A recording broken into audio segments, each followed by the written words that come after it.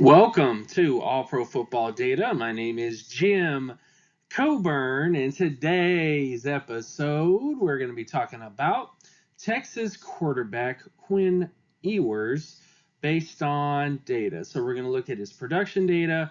We're going to look at the mobile quarterback score and the other sort of stuff to kind of determine what he will look like in this next quarterback class. I was able to compile some more data in terms of situational stats. I probably might redo this video, honestly, in the future once I get more data for that, but stay tuned until the end of the video where I give my overall thoughts on Quinn based on data. But all you really need to know in terms of the statistical data that I do is I take a raw statistic and then I turn it into different metrics to evaluate players. This is the mobile quarterback score. This looks at offensive market share. It looks at touchdown market share. Touchdown percentage score, which is touchdowns per touch in terms of their feet, and then of course the average yards per touch. When you look at Ewers based on this data, he didn't really test the best in terms of his mobile quarterback score. So again, he's not a mobile quarterback, and again, this is relative mobility. It's kind of like RAS, but for mobile quarterbacks. It's just relative mobility. So he's a quarterback that definitely will be sort of a pocket passer. And because of that, he should have really good passing efficiency.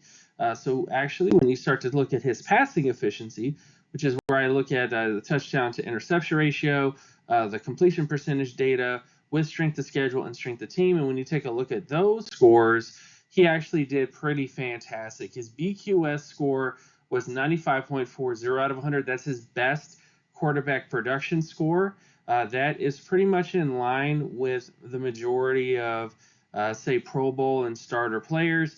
And then his CQS, or career average passing efficiency score, is 73.82 out of 100, which pretty much puts him in that same sort of range as sort of a starter Pro Bowl type quarterback. I think that's realistically how you should view Quinn. He's somebody that, based on his overall data, is he outstanding in every single metric? No, he's not exactly elite in every single metric, but he does well enough to be considered somebody that you could consider a starter or better at the position. And then the next part to get to, which is a new metric that I've developed, which is third down statistical data. So this looks at attempts, completions, the completion percentage, yards, touchdowns, interceptions, the quarterback rating, how long the passes are on third down, first downs on third down, 15-plus yard plays, which is another interesting new metric, 25-plus yard plays, and then, of course, you have the touchdown interception ratio on third down, the third down completion percentage, the TD percentage on third down, the 15-yard-plus play on third down, and then, of course, the 25-plus yard play on third down. So I'm going to be doing this for multiple areas in terms of first down, second down, to kind of dissect some more data. I still need to collect more data for the quarterback position, but I felt like this was a good way to kind of get my to tease it a little bit. I wanted to get a video out there that was a little bit different from all the draft reviews. I'm also going to get some NFL content on here as well in terms of the future.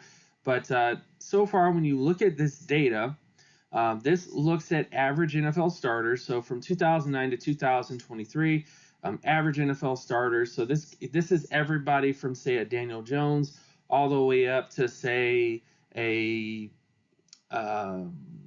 Patrick Mahomes, okay, in terms of like the high end of everything. So, but based on that, this is kind of how the statistics kind of go.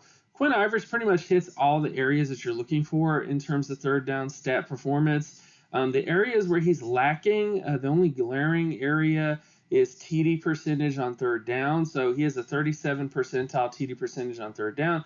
The average is about 65 percentile in terms of this data. So that is a little bit of a concern, but the rest of his data is pretty solid in terms of his third down ability. So I would say that he's fine in terms of his third down percentage. When I'll probably do another video looking at first down, second down, maybe some different situational stuff for him. But this is so far how he looks based on his overall data. Overall outlook, I would say, just based on the work that I do So again, I added in the statistical data that covers multiple decades, all the way back to the 1950s. That stuff projects him as a Pro Bowl starter type of prospect, and I think that's how you should realistically view him. He would be a pocket passer in the NFL, based on his mobile quarterback score. That's exactly what he really needs to be in, is that sort of role. I don't exactly think he's going to be winning any sort of role to kind of copy like Lamar Jackson or something like that. I think, again, he's more of a pocket passer, but I think that's more in line with what you would expect of a player like this. So I think he's solid. I think he's a solid prospect. I was actually hoping that he would be in this particular draft class because he did test really well prior to the draft, but he stayed in school another year. I think this will bump up his career passing efficiency if he does that. Obviously, they're losing two really good wide receivers at Texas, so that might affect things. We'll just have to see. I mean, hopefully he doesn't have like a step back, if you will. But if he can improve on these numbers, I think he definitely will be one of the better quarterbacks in this particular draft class. So, with all that stuff out of the way, thank you guys so much for watching. My name is Jim Coburn. You can find my other work at patreon.com/jcoburn.